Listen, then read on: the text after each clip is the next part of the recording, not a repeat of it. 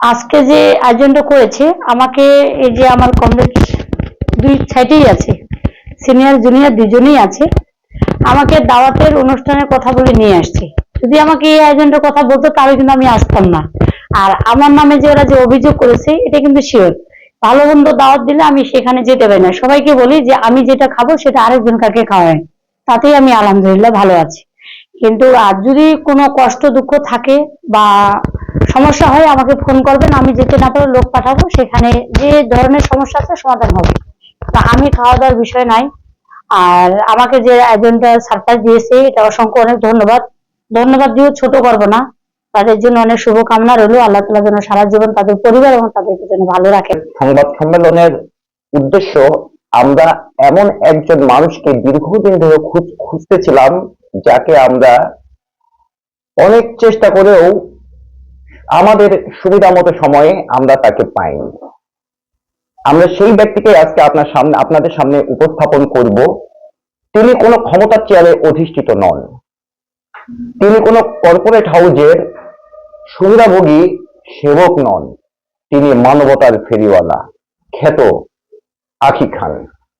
আমরা আঁখি খানের কর্মময় জীবনের সামান্য কিছু অংশ আপনাদের সামনে তুলে। আমি যখন আমার বয়স 12-13 তখন থেকে আমি এই কাজগুলো করি। এই কাজের আসার উদ্দেশ্যটা হলো কি, বেগম রোকেয়া ছিল না, ওনার অনেক গল্প আমি শুনেছি, ওনার বইও আমি পড়েছি, কাজী নজরুলেরও বই পড়েছি, ঠিক আছে।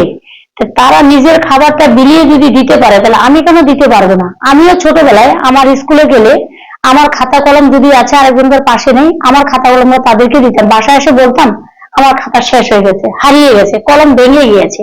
এবং আমার পরনে যে জুতা থাকতো কারো যদি নাই, সেই জুতাগুলো দিয়ে এসে বলতাম জুতা ছিঁড়ে গেছে, ফালাই দিছি।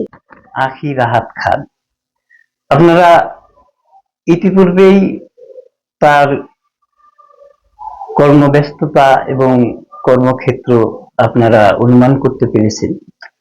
এই শীতের দিনে কিছুদিন আগে কম্বল বিতরণ করে মিডিয়ায় সাড়া জাগিয়েছিল বিভিন্ন ব্যক্তিকে যারা আইনি সহায়তা পেতে পারেন। এইরকম ধরনের যত মানুষকে সামনে দেখেন, অসহায় মানুষদের, তাদের যেভাবে যে করা দরকার, সামনে যাকে দেখেন এবং তার সেই মুহূর্তে যা কিছুর প্রয়োজন হয় সেটা তিনি তাদের প্রয়োজনীয়তা সেরে তোলেন।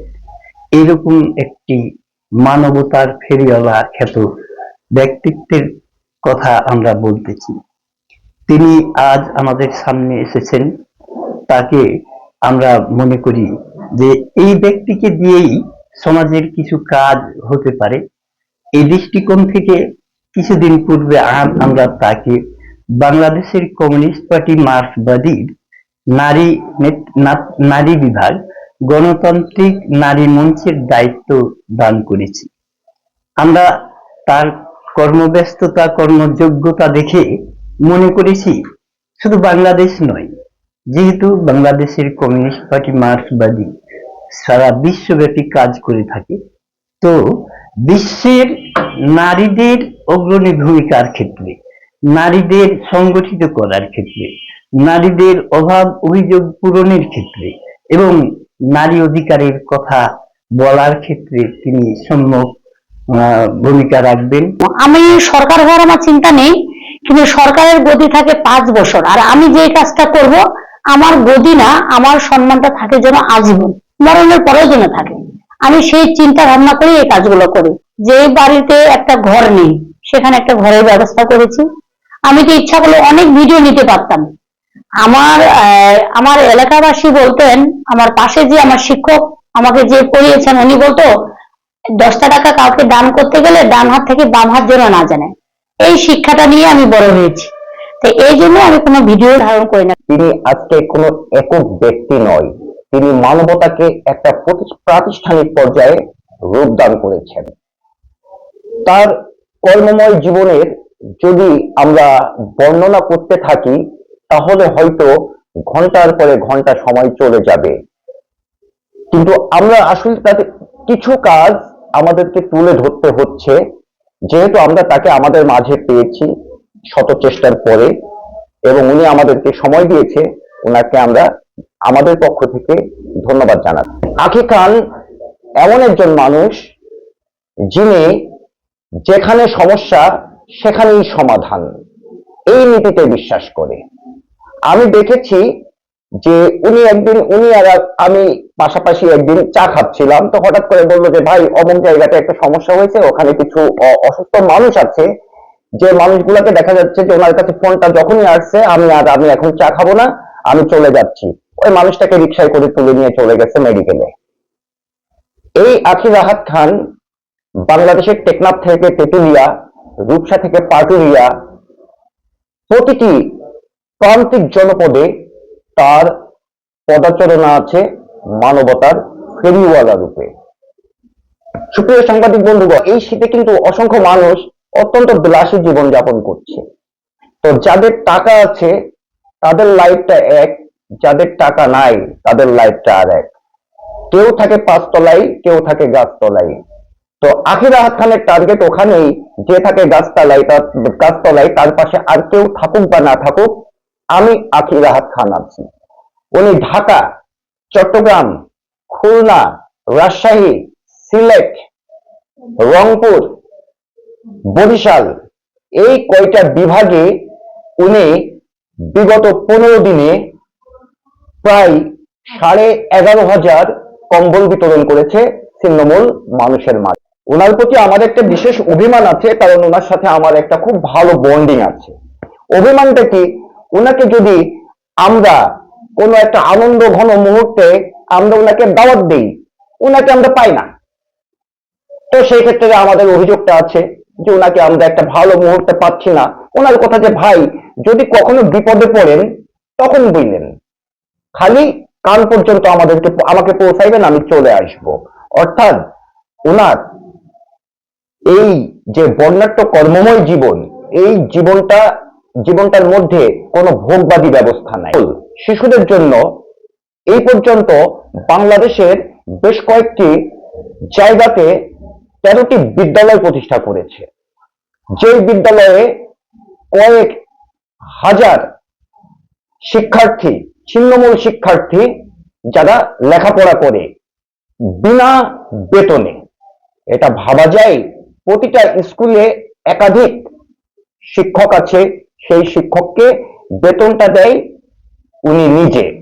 অসংখ্য বিত্তবান ব্যক্তি আছেন, আমি তাদের দৃষ্টি আকর্ষণ করছি যে আপনাদের মানুষের সেবা করার মানসিকতা আছে, ইচ্ছা আছে, কিন্তু আপনারা হয়তো যে কোন জায়গাতে আপনি ডোনেট করলে আপনার সেবাটা পরিপূর্ণ প্রান্তিক জনগোষ্ঠীর মাঝে পৌঁছে যাবে, সেই জায়গাটা খুঁজে পাচ্ছেন না। তো আপনারা যদি কোনো সহৃদয়বান ব্যক্তি যদি কোনো নিপীড়িত মানুষকে, নির্যাতিত মানুষকে, নিষ্পেষিত মানুষকে, অসুস্থ মানুষকে, বিপদগ্রস্ত মানুষকে সেবার হাত বাড়িয়ে দিতে চান, তাহলে আপনারা এই মানবতার ফেরিওয়ালা খ্যাত আখি খানের সাথে আপনারা যোগাযোগ করতে পারেন। আমার লক্ষ্য, আমি সামনে এগিয়ে যাব, সকলে যদি আমার পাশে থাকে, আমি একদিন মানুষের মতো মানুষ হয়ে আমার মতো যেন আরো কয়েকজন আমার পাশে আসে, আমার দায়িত্বটা নিতে পারে। কোনো গরিব যেন বাংলাদেশের জন্য গরিব না থাকে, আর অশিক্ষিত মানুষ যে বলে যে মূর্খ, এই শব্দটা যেন না থাকে। প্রত্যেকটা ছেলে মেয়ে শিক্ষিত যেন হয়, সবার লক্ষণটা যেন ভালো থাকে। এতিমখানা, মসজিদ, মাদ্রাসা, এই কাজগুলো যেন সবার ঘরে ঘরে যায়। এবং দয়া করে পঞ্চগড়ে আমার বাধা বাড়ানো হয়েছে, ইউনো অফিস থেকে আমাকে হুমকি দিয়েছিল 3 মাস আগে। বলছে আপনি যে এখানে স্কুল প্রতিষ্ঠান করতে এসেছেন, আপনার লাইসেন্স কই, 1 নাম্বার।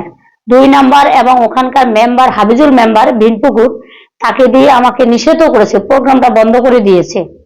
4 নাম্বার, ওনারা এলাকাবাসী সব আমাকে সাপোর্ট দিয়েছে, এবং আমার প্রতিষ্ঠান থেকে আবার ফোন করেছে, কয় এখানে কোনো লাইসেন্স লাগে না। সে ঘুরে ঘুরে প্রতিষ্ঠানগুলো করে, এটা লাইসেন্স কেন লাগবে? কয় এলাকা থেকে নিষেধ করেছে, কয় আমরা আমাদের ছেলে মেয়েকে পড়ালেখা করাবো না। কেন করাবে না? টাকা পয়সা, আমি তো সেই টাকাগুলো দিচ্ছি। আমার 2 জায়গায় আমি ক্ষতিগ্রস্ত হয়েছি।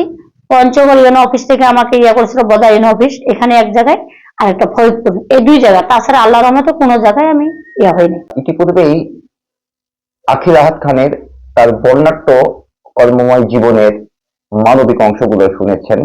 ভালো কাজ করতে গেলে সেখানে বাধা আসবেই। কিন্তু সেই বাধাতে উনি থেমে থাকার মানুষ না। আর উনি তখন একটা জিনিস প্রয়োজন বোধ করেছে যে সেখানে একটা রাজনৈতিক সচেতনতার দরকার। সে আমাদের সাথে দীর্ঘদিন ধরে কাজ করছে রাজনৈতিক প্ল্যাটফর্মে। আমাদের বাংলাদেশ কমিউনিস্ট পার্টি, মার্ক্সবাদী কমরেড আখির আহাদ খানকে আমাদের গণতান্ত্রিক নারী মঞ্চ কেন্দ্রীয় কমিটির সভাপতি হিসেবে মনোনীত করেছে।